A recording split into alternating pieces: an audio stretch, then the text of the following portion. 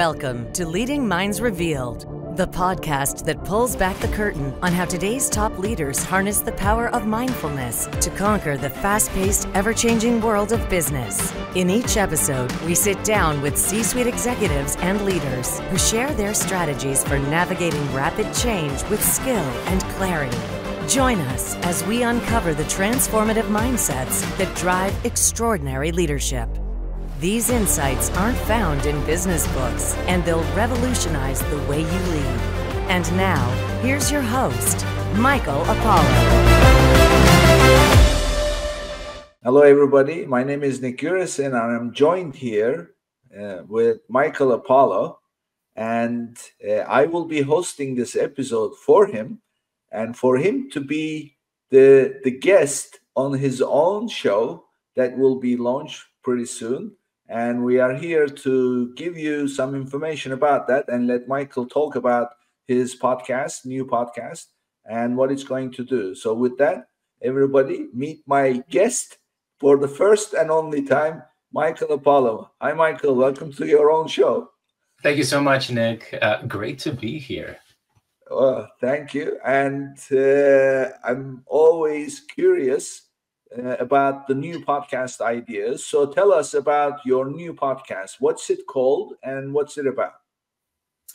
Yeah, great. So this new podcast is called Leading Minds Revealed. And really the intention behind this podcast is to bring together some of the leading C-suite executives, people leaders across different organizations, and just other incredible people whom have faced change, went through incredible innovation, adaptation, have shown just this incredible agility amidst this current changing environment that we have in workplaces around the world, and to highlight really what are the inner workings, what are the mental processes, the mental fitness practices, the ways that they show up, and to hear their stories, really how they got to where they are at, what practices they engage in on a regular basis,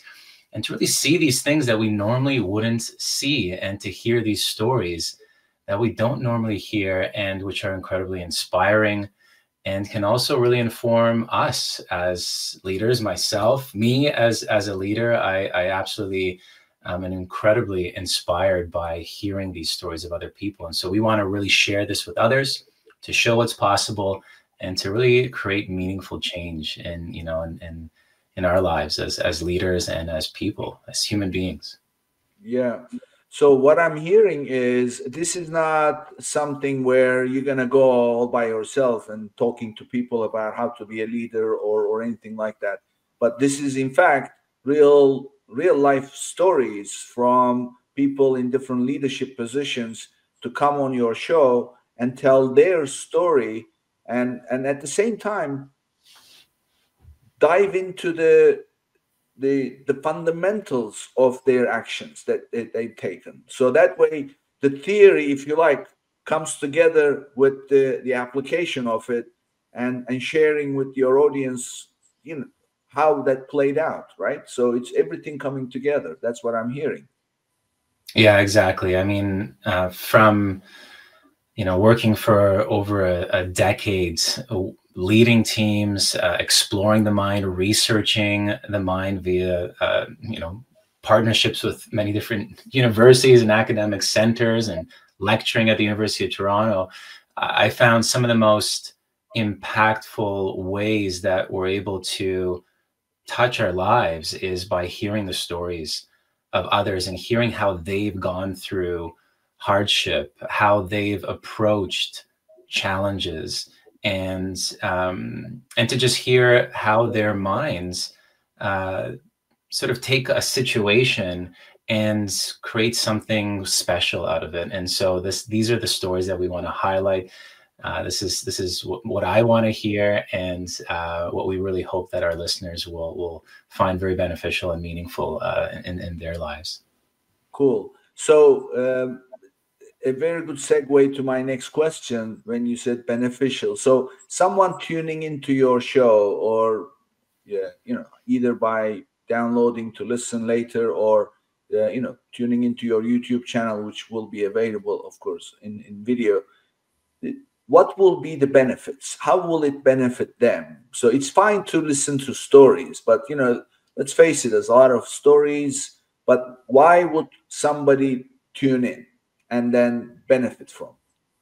Yeah, so our listeners are people who are really interested in the leading edge of developing themselves. These are again, executives, HR leaders, leaders of innovation, leadership development experts, and so people who are in these positions of influence and whom are exploring the optimal ways on how to approach the environment that they're in and the situations that they're in skillfully in a landscape that's changing just rapidly right now. Our workplaces, our lives are changing in incredible ways. And so really the benefits that people are going to take away with are a change in their relationship in how they understand how to lead effectively, how to show up in certain situations like challenging conversations, decisions that they need to make that just require really clear thinking, how to the ability to take hold in various different situations and understand different ways of approaching these situations where there's no real clear answer, right? There could be a number of different answers, not a number of different approaches, but really how we go through that thinking process, that usually is a mystery. And so we're going to demystify that, and it's going to become more clear for our listeners on how to approach these situations, and also really to sustain in their lives, really how to develop resilience. Like, what does that mean for you? How to support our own well-being. This is what we're going to gain, and the outcome of that is going to be really these practices that will help us to flourish. Right? We're going to be more well. We're going to be able to sustain ourselves, our focus at work, amidst so many things pulling our attention. Right? One of the benefits is going to be our ability to bring our attention back, to be as present as we can be, because really this is something that's going to benefit us as in our leadership abilities and our ability to show up as humans. And I think by hearing the stories we're going to hearing about the practices we're going to gain from these leading minds, hearing around the different approaches to decision-making and showing up in challenging situations that really have, I think, a deep impact in our lives, we're going to gain all of these tools, all of these resources that are going to really support us to really lead optimally, and to show up effectively in the moment. Yeah. Something you said is so important. Handling difficult conversations, challenging conversations. So, we are so task oriented, and we have a lot of responsibilities and limited amount of time. So people take part in execution, and once they don't deliver, we become upset, right? So, and at that point, there is going to be a difficult conversation to have with someone that you really don't want to upset, and at the same time you are upset yourself. Most importantly, you're falling behind. That's happening not only in business, also in personal relationships, right? So how do you have those conversations in a way that will actually yield positive results instead of upsetting the other person and then making it even worse? I always struggle with that because I'm always focused on getting stuff done. This will help. Exactly. I mean, it's an everybody thing, right? Getting caught up in this doing mode, right? This automatic pattern that we move through in our lives, right? And it requires, I know for me, even selfishly, this podcast as well supports me with always reminding me to step back and to just sort of take a moment to see, how am I approaching this situation? Am I really caught up and stuck in this? And one of the things that have really helped me is that ability to pause, right? Gaining that ability to pause, the ability to step back, the ability to gain perspective, and to really take a moment to think about, how am I going to approach the situation? How is it going to impact this person's life? And then also with teams, it's incredible when we start bringing a lot of these abilities that we're going to develop, through these stories, gaining these practices, these different approaches. Our teams begin to flourish. They begin to, the people that we serve and we're connecting with on a regular day-to-day basis at work or in our personal lives, they begin to feel heard. They begin to feel like they're being understood, and that we're present with them. And that makes all the difference when it comes to collaboration, innovation, growth, healing relationships, working together. All of those things change, and they begin to flourish and grow and optimize in a positive direction. Yeah. So I know you mentioned it a couple of times already, but I want our viewers also to know who your guests are. Who are your ideal guests? And of course, this goes to those who hear this and say, oh, I have something to say about the subject. So they can then reach out to you and then see if this would be a good fit for them. So describe to us who your guests are, your ideal guests. Yeah, I've put a lot of thought into this as and along with the team as we crafted and building this. And really, something that stood out for me is people who are continuously focused on learning and growing and optimizing their ability to lead. And these are people in executive positions, people who have been in different leadership positions and situations that have shown, again, great agility and ability to change and to grow, and who are implementing these mental fitness practices, and who are adaptable and are taking perspective and trying out new things. HR leaders, talent development specialists, there's looking at leadership development experts. These are the types of people that we're going to be really profiling here and featuring at the Leading Minds Revealed. And we want to show who these people are as leading minds themselves, but then also how do they lead effectively, and to hear their stories. That's what's going to be really inspiring. And are you referring to only the white collar environment, or does it also apply to blue collar environment? Yeah, well, I think we're going to be exploring across any domain. When we look at leadership, we're really looking at leading people. It's really focused on people skills in a really, really big way. Of course, there's the analytical skills that are required, the ability to think strategically, and to be able to solve problems effectively, and to manage launches of projects, etc. But in any environment, when you're looking from tech to manufacturing to academia and finance, everybody who's in these leadership positions are really employing their minds in some pretty incredible ways. It's almost like being a mental athlete when you're in a leadership position, right? Yeah. You're always stretching what's possible. You're always trying to figure out, how do I approach this situation? And then sometimes we get really locked into things that, these patterns that we're used to. And so we want to really bring in people who, across various different industries, are really, even in the political sphere, we're going to have some incredible guests from that domain too, who are just showing how to lead effectively in whatever environment you're in, right? Of course, focused on professionally, but also you're going to hear a lot of stories that explore how that translates to how we show up in our personal lives too. So one of my favorite things that I remember is, I hear a lot of emotional intelligence behind this effort.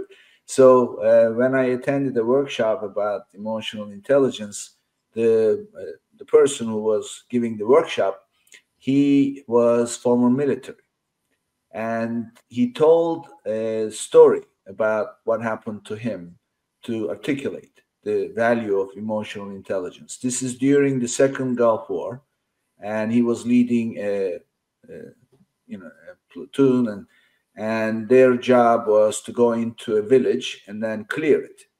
And they knew exactly what the village was about. It was a hostile village. They knew they had people, with RPGs waiting for them. And of course, those days, people will remember as rooftops. Rooftops are always dangerous. So anyway, so he enters into this village. And the other thing is, the locals were not really enemies. It was the militants that controlled the locals. And therefore, locals didn't have much of a choice. So they entered the village, and a large number of locals immediately stopped them, hostile. And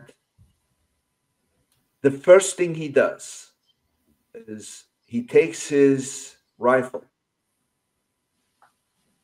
and turns it upside down, sticks it into the ground, and smiles. That immediately disarmed the locals. They knew that Americans were not there with bad intentions, but they were there friendly. And the locals, you know what one of the locals did?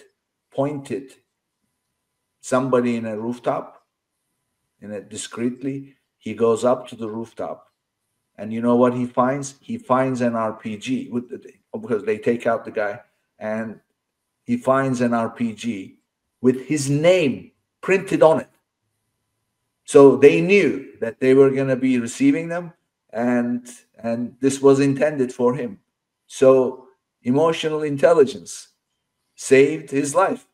So it could be as dramatic as that. So I'm happy that this story I always remember and try to remind myself with my own actions, because it's easy to react, but really we have to keep it in mind that there is something else that we can get out of that bad situation, and that's where you have to exercise discipline. So I'm always curious to learn these stories. Well, that's it. And you could see how impactful that was for you, right? And even just hearing the story itself, when we hear how different people approach different situations, they can spark our own imagination, our own insight in terms of how that can apply for us, in any given moment. And I have countless numbers of those. This is something that as well has really been a lifetime journey for me in exploring other people's minds. This is something that's fascinated me for decades. And when it comes down to that ability to pause and see the situation as clearly as possible, it can affect so much. It could be life or death. I mean, it can affect the experience of another person. It can affect the experience of a nation, with all that's happening around the world right now. One person in a position of influence can dramatically affect, as we're seeing, the experience of many, many people. And so how can we develop those abilities so that it's as skillful as possible? Yeah. So my next question is, why are you doing this? Why? I understand the purpose of the podcast, but why did you decide? I'm sure you're busy running your business. Why are you now putting more time into this just to share stories? Yeah, well, I think one of the big things is that I've always been fascinated in understanding how to optimize our minds, how to optimize how we show up in the present moment. And it's brought me to some just incredible experiences, around the world, working with neuroscientists, working with Olympic athletes, ultra marathoners, leading politicians and executives in various different places.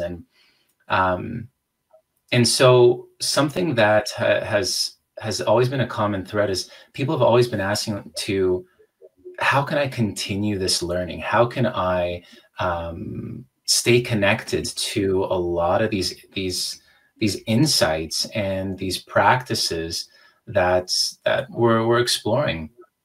And one of the ways that we can do that is I think through this amazing medium of podcasting, right? And to hear the stories of other incredible leaders and the things that they're doing and how it's affecting their lives is one of the core reasons why we want to bring this forward.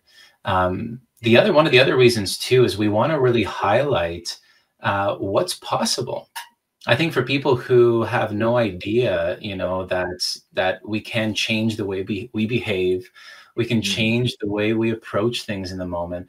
We want to be able to create a platform for these incredible leaders to literally reveal how they show up so that we can see that it's not magic, it's not something that's hard to get, but it is possible to lead and live in a way that can really bring the best out of each and every one of us, right? And I think that that's something that's really driving us forward and bringing this forward. Yeah. So this is it reminds me of a saying.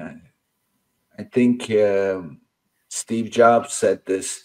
He said, "We are brought up, conditioned with the rules that other people have created. But when you realize you can create your own rules about how to live your life, the whole world changes." So that's how it is. It's so it's almost like a factory. We go through it. Of course, with kids, we don't really know as yet. Most of the development occurs within 0 to 5. So by the time we start to ask these questions, we've already developed certain ways of being, and it becomes hard to break them. And sharing the stories is a very powerful way to inspire people. So this is it's interesting. I can't wait to see all the people who will show up for the podcast. Yeah, I mean, I've also been fascinated how much I've changed. I'm right now 42 years of age and still, learning so much. But throughout my entire life, I've had so many opportunities to change, and especially when I broke through the mindset that I'm a certain way, that this is the way things are. Once I've checked that, exactly what Steve Jobs was saying is once I've sort of checked that and saw that, wow, I actually have a choice in how I show up, I've been amazed at how much I've been able to change in my life in those moments that matter. Yeah. So that's a good segue to bringing the discussion to you. So who is Michael Apollo? Tell us. And I'm always interested in peeling the layers of the onion, but I go straight to the core. So tell us, where did you grow up? Talk to us about, some of your experiences as a kid, and talk to us from the perspective of how it led you to where you are today.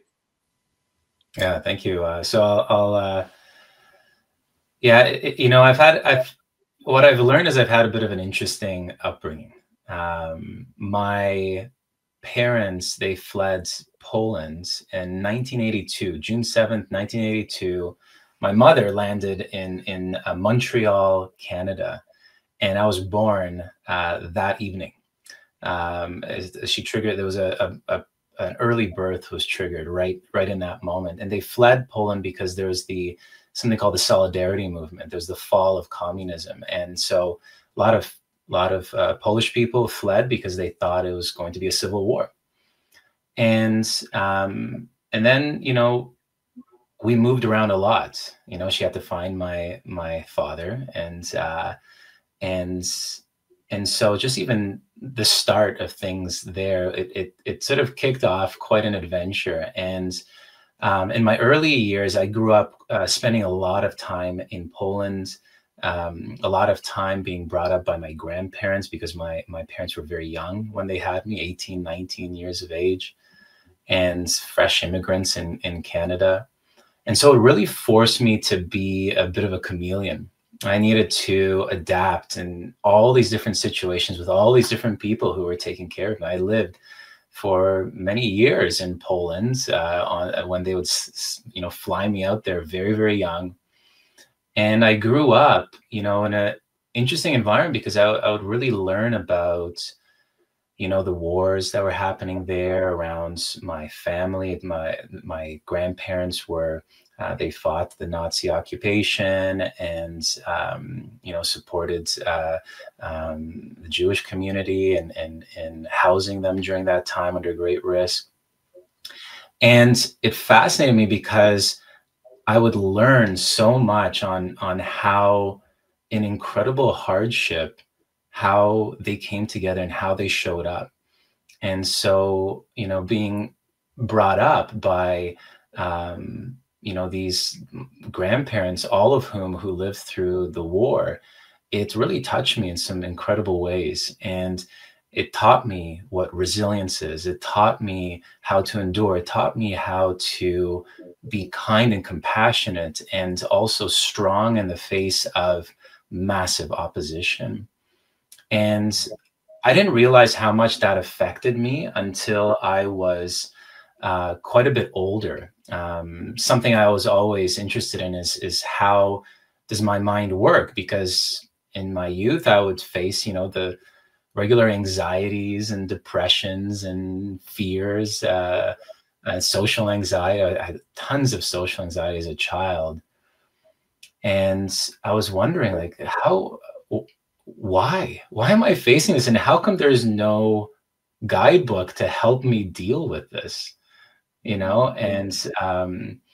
And so it really brought me to start doing a lot of reading. My parents were very helpful in this. My mother was giving me these interesting practices with my mind to deal with challenging thoughts. And my father was always immersing me with various different books, and from samurai history to Buddhism to, reading Marcus Aurelius Meditations when I was young, learning about Einstein and hearing about his practices. And it just set me on this deep passion to learn more about it. While I went to business school, I started a number of businesses, and still just very curious about, how can I just develop my abilities, learning about emotional and social intelligence and other successful business people and how they approach things.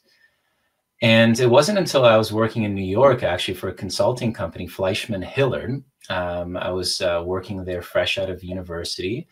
I went to the Western University, and there was the Aubrey Dan School of Business there. And when I graduated, I was working in downtown Manhattan at this consulting company. And before I went there, I was actually in Thailand for a while, and I came across Buddhist meditation. And I did a few retreats while I was there. I was training martial arts while I was there, but I happened to come across Buddhist meditation while I was training in kickboxing. And it was fascinating because it actually gave me practices to understand my own mind. And it was a huge revelation. So here I was, in my early years, and I started doing these practices. And I noticed myself in Manhattan working 70, 80-hour work weeks, crazy, crazy hours, working with like the largest brands. And people will come up to me going, how are you still smiling? Like, can you tell me how you're still smiling and just enjoying this? And I couldn't answer them. But what I was doing, I was training my body. I was meditating daily. And I didn't realize, but I was doing all these practices, of course, being deeply connected to my family, have a strong community, that were helping me flourish. And so I just kept those practices going, and I had some unique additional business opportunities that I pursued. And something that kept on being a thread were all these practices that I was engaging in and all these leaders that I was connecting with that were teaching me how to understand my own mind. As I traveled around the world after a few of these business ventures, I ended up landing in India for quite some time. I spent almost about a year in India, and I went on months of different meditation retreats in different traditions, actually in a number of places around the world, but especially months in India itself. And at that point, I realized, oh my gosh, I've been engaging in all these practices while I've been engaging in all these different business ventures. They've been incredibly helpful for me. How can I share that with others? And this is where I then connected really with mindfulness in a really big way. And I doubled down. I really looked at, this was around 15 years ago right now, right when, very few people were talking about mindfulness, but there was some big names like John Kabat-Zinn and some of these other, incredible researchers, Dr. Richard Davidson, Daniel Goleman, who's the author of Emotional Intelligence. They were talking about it, and I just doubled down on it, and ended up developing programs, partnering with different universities, researching them. And I became the program director of mindfulness at the University of Toronto, overseeing 50 faculty with that. I was lecturing. I still lecture at the University of Toronto. And it also led to working with other technologies, other research organizations to study the mind and how to optimize it, and to really support others' well-being, leadership, resilience. And I started training really in terms of professional development, a lot of these other coaches and leadership development consultants and therapists, psychologists, on how to really bring these types of practices and training to others. And it's the impact was just really special. It's been really grateful to be on this journey, and which allowed me to form the Mindful Institute. And the Mindful Institute is a place where we help support organization and leadership development, and we also work with other professionals like coaches and leadership development experts, psychologists, clinicians, on how to develop their abilities. And we've worked with we've trained over 100,000 people, worked with over 1,000 organizations, and really worked around the world, globally in many, many different countries right now. I think over like 25 or 27 countries we've had a chance to work with leaders in various different fields. And that's where I find myself now, just seeing how we can go deeper and how we can share this even further, these insights, with as many people as possible, at a time where the world, I think, needs it more than ever. Yeah, that definitely needs more than ever. So, what I'm hearing, you've had struggles with, your early life, your parents, their struggles that they had, and then also, being from another country, another culture, and then, suddenly finding myself in a whole different environment. I understand. There's a funny thing. When you start speaking in your native language in a different country, even the tone of your voice changes. So it's because the style is different. Maybe depending on where you are softer or harder. So there is a definite mindset shift based on the culture that you are surrounded with. And as a kid, you kind of handle it naturally. But really, in the long run, it does create conflicts. In fact, I don't know if you heard this term, but there is a term developed by a psychologist called third culture kid, TCK for short. TCKs are kids who are brought up. The definition of a TCK is is an individual who spent more of his or her adult years outside of his parents' culture.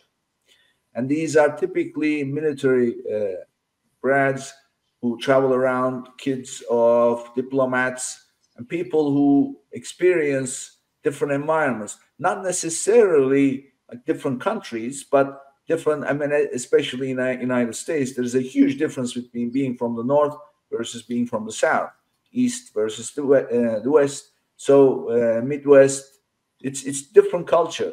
So traveling around makes an impact on the child, and they develop certain psychological traits that later lead to challenges in their lives, which is what this psychologist was experiencing, because totally by coincidence, she realized that a large number of her patients had the same problems. And so in your case, you have experienced this. I mean, I was counting the countries you spent time in. So clearly that mindset challenge was spelled out for you to become aware of the need to be able to understand better and then use it. And then finally, what I didn't hear from you is this, how it merged with this entrepreneurial initiative, because you've taken a challenge that you've had and you've dissolved yourself and then turn it into a business to help others. But nevertheless, it's a business because business is about money. So how did that convergence occur? Where did you start other businesses before? Yeah. So you're not only, working in various different consulting professions, Xerox, Fleischmann Hillard's, these sort of larger brands. I've also, I grew up with a father whom ran his own business. And so I think just by virtue of just seeing him and how he would work and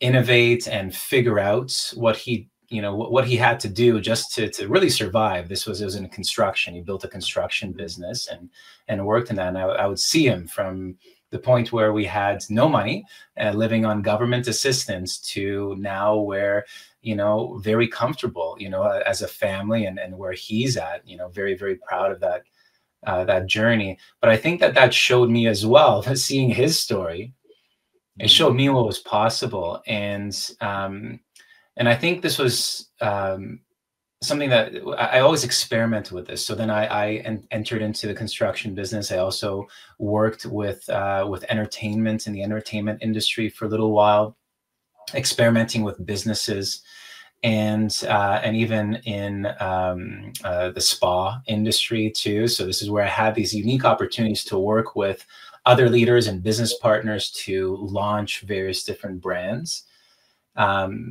And so something that was really interesting there is I saw what it required to create your own place, create a brand that can really create impact.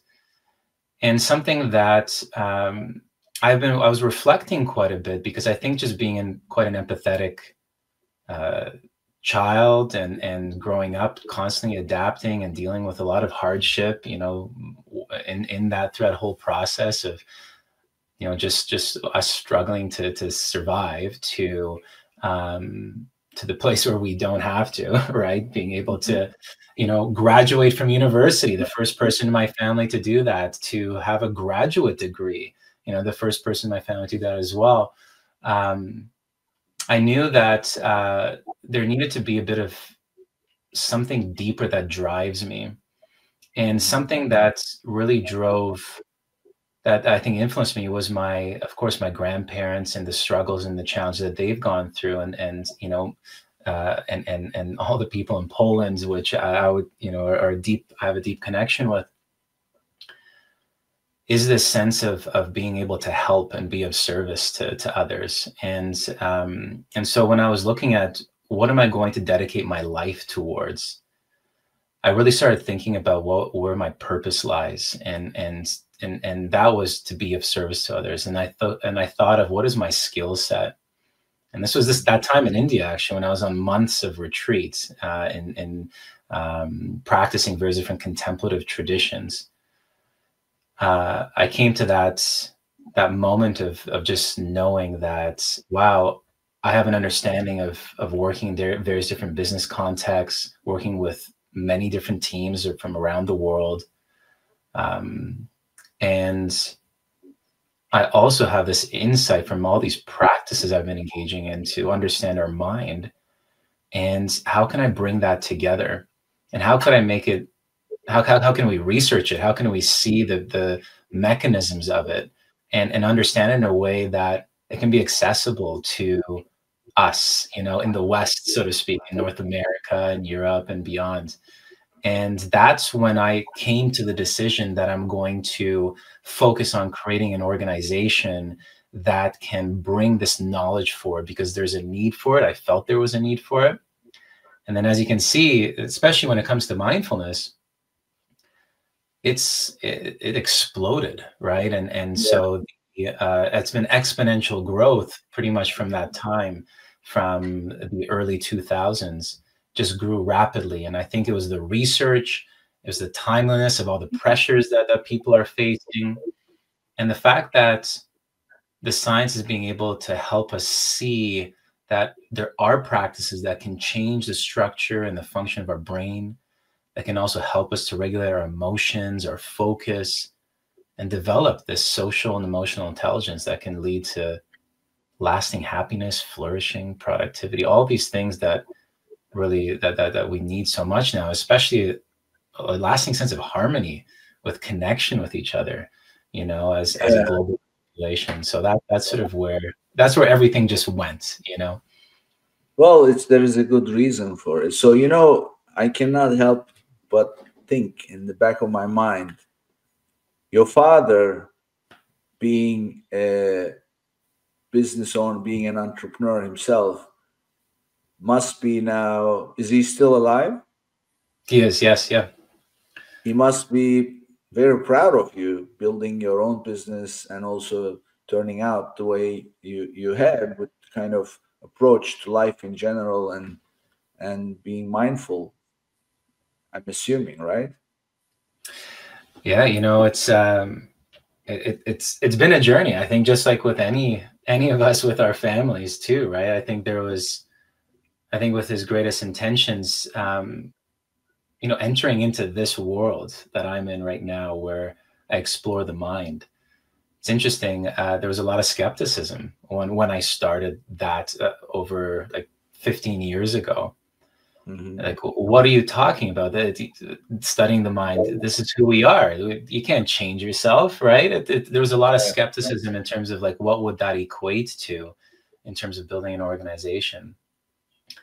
But funnily enough, he always told me, don't work hard labor, because he would put me through that hard labor. I was mixing concrete when I was 10 years of age, just for him to show me how hard this manual labor is. And he said, always find a way to work with your mind. That was his constant threat. Always find a way to work with your mind. So then it backfired a little bit on him, because now I'm working complete with the mind, and he couldn't understand it, right?